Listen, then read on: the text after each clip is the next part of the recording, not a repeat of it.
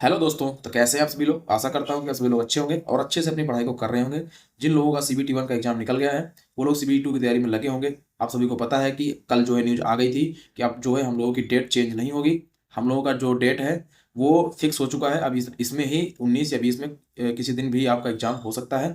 वो एकदम क्लियर हो चुका है और सभी को पता है कि 18 तारीख तक जो है RPF का एग्जाम होने वाला है। उसके बाद 19 और 20 को ALP CBT 2 का एग्जाम होने वाला है। और आज ही जहाँ तक शाम तक या फिर कल तक आज शाम तक बहुत ज़्यादा उम्मीद है कि जेई का रिजल्ट भी आज ही अनाउंसमेंट हो जाएगा। और जो होगा वो एक दो दिन बाद या फिर 4-5 दिन बाद उसका भी रिजल्ट हो जाएगा। उसका नोटिस आ चुका है। दोस्तों, अब हम फाइनली बात करने वाले हैं उस चीज़ पर जो कि सबसे ज़्यादा दिक्कत खड़ी कर रहा है हम लोगों के बीच में। क्योंकि मैंने एक पोल कराया अपने चैनल पर जिसमें बहुत सारे लोगों ने अपना अपना जवाब दिया, जिसमें मैंने पूछा था कि आपका CBT 2 में आपका स्कोर कितना आ रहा है दोस्तों। तो उसमें जो है आपका स्कोर देख के लग रहा है कि देखो कितने सारे स्टूडेंट हैं जिनका स्कोर इतना आ रहा है। और आप सभी में से बहुत सारे लोग सोच रहे होंगे कि मैं कितना स्कोर ले करके चलूं कि इतने पे मेरा सेफ हो सकता है। और अगली बार की कट ऑफ के बारे में तो उसको तो छोड़ ही दो, क्योंकि उस कट ऑफ से और इस कट ऑफ से बहुत ज़मीन आसमान का अंतर रहेगा।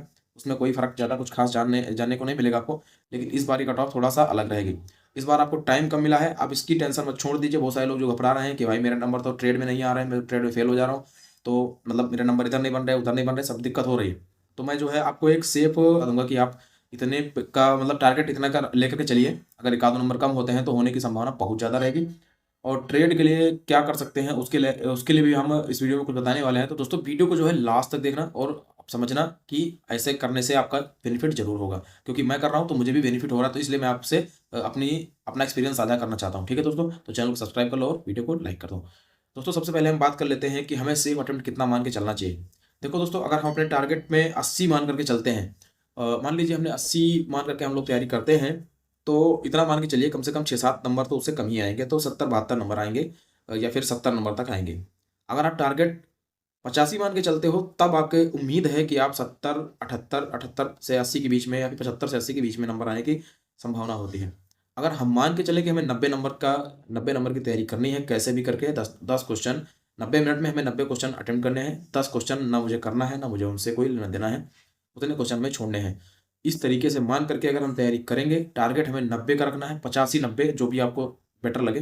फिलहाल मेरे हिसाब से तो 90 मान के करेंगे, तो उसके हिसाब से एफर्ट भी लगाएंगे कि हाँ 90 मेरे आ नहीं रहे हैं। अभी आप मॉक टेस्ट दे रहे होंगे, बहुत सारे लोग अभी देख रहे हो 60 से 65, 70 60-70 के बीच में सबका मॉक टेस्ट में नंबर आ रहा है।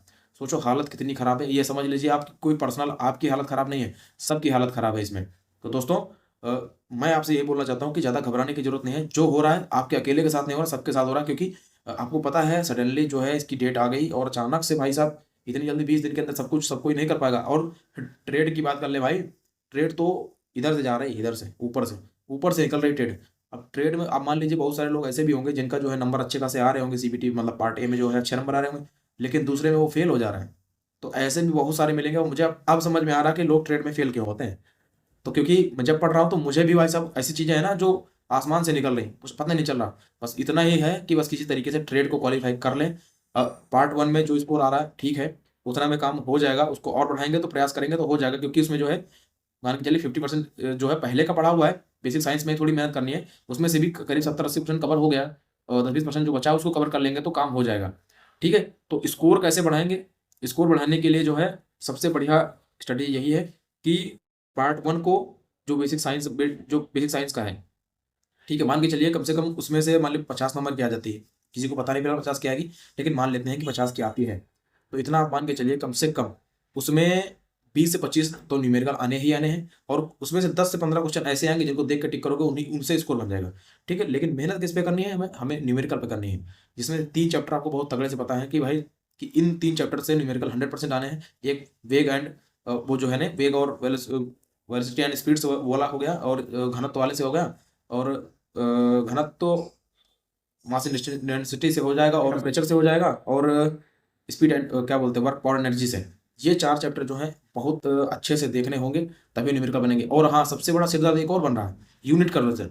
जो यूनिट को कन्वर्ट करना पड़ रहा है, मान लीजिए चलिए सेंटीमीटर से मीटर बदलना हो, या फिर मान लीजिए किसी भी एक यूनिट से सीधे उसी यूनिट में बदलना हो तो ठीक है।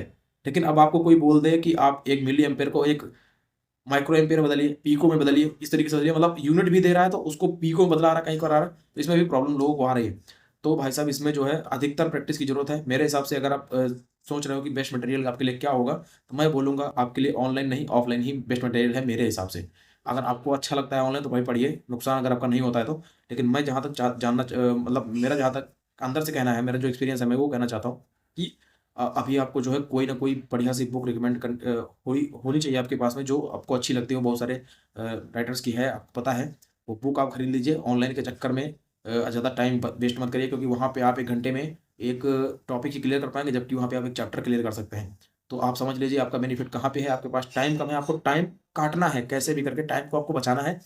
टाइम कैसे मेरा बचेगा, तो टाइम कैसे बचेगा, तो उसके लिए तो आपको, आपके पास यूट्यूब पे देखो तो 1 घंटे की वीडियो 2x पे लगाओगे तो 3x पे लगाओगे तब भी तो आपका कम से कम 3x पे समझ में ही नहीं आएगा।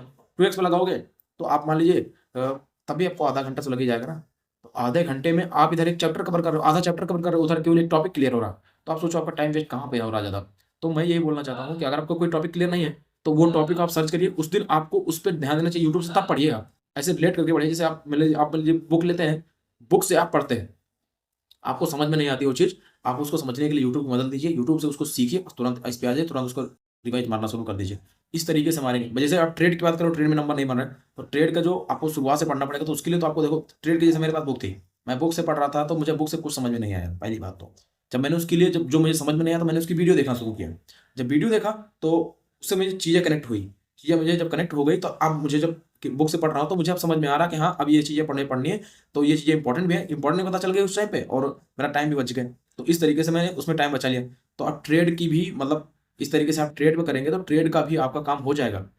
इस तरीके से आप सीधे आप पूरा किसी का कोर्स लेके पढ़ोगे, टाइम ही नहीं है भैया इतना कि आप पूरा कोर्स किसी का खत्म कर पाओ, नहीं कर पाओगे। तो आपके पास सबसे बढ़िया बेनिफिट, सबसे बढ़िया तरीका यही है कि आप जो है इसको इस तरीके से करिए, तो आपका बेनिफिट हो जाएगा और ट्रेड भी निकल जाएगी और ये भी निकल जाएगा। और टारगेट की मैंने बात बता दी आपको कि टारगेट आप इतना रखोगे तभी जो है आपका ये हो पाएगा, अदरवाइज हो नहीं पाएगा। दोस्तों आप सभी को पता है कि CBT1 आपका निकला है, तो आप मान लीजिए कम से कम उन 20 लाख में से चुनिंदा 2,60,000 के करीब में रिजल्ट आया, शायद सुनने में इतना ही आ रहा है, 2,60,000 2,70,000 करीब में रिजल्ट आया है।